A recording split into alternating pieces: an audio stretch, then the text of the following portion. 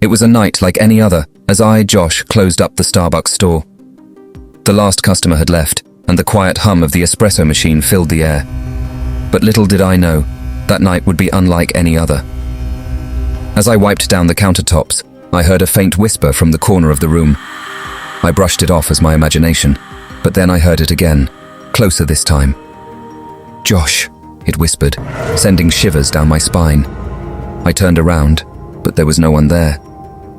Feeling uneasy, I hurried to finish my tasks and lock up for the night. But as I reached for the door handle, I felt a cold hand on my shoulder. I froze in terror as a voice whispered in my ear, "You shouldn't have come here, Josh." I spun around, but there was still no one there. Heart pounding, I fumbled with the keys and finally managed to unlock the door. As I stepped outside, I felt a presence behind me, lurking in the darkness. From that night on, strange things began to happen at Starbucks.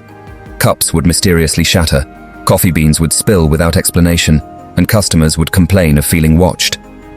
One evening, as I was closing up alone, I heard footsteps echoing through the empty store. I called out, but no one answered. Then, out of the corner of my eye, I saw a figure standing in the shadows, its eyes glowing with an otherworldly light. I tried to run, but my feet felt like they were glued to the floor. The figure approached slowly, its gaze fixed on me with a hunger that sent a chill down my spine. "You can't escape, Josh," it whispered, its voice echoing in my mind. Terrified, I stumbled backwards, desperate to get away. But no matter how fast I ran, the figure was always right behind me, its presence growing stronger with each passing. As I reached the door, I felt a sudden force push me from behind, sending me sprawling onto the pavement outside.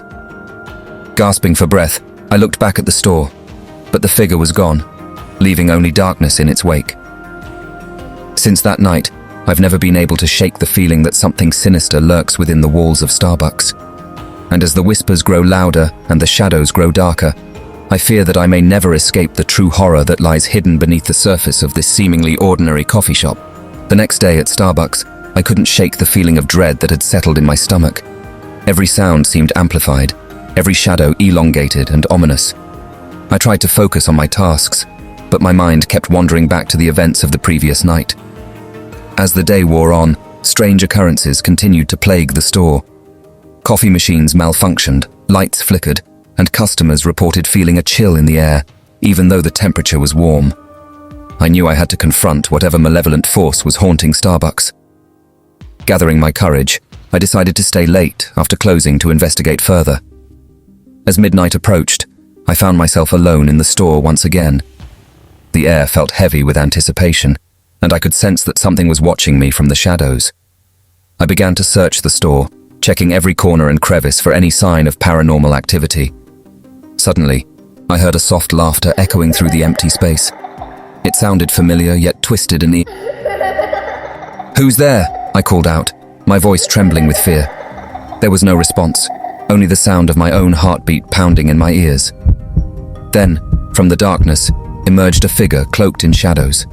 It was the same entity that had tormented me the night before, its eyes glowing with a sinister light. I stood frozen in terror as it approached, its presence suffocating. "You shouldn't have come back, Josh," it whispered, its voice sending chills down my spine. I knew I had to act fast. Summoning all of my courage, I reached for the nearest objector broomstick and swung it at the figure with all of my might. To my horror, the figure dissipated into thin air, leaving behind only a faint echo of its chilling laughter. But I knew it wouldn't be gone for long.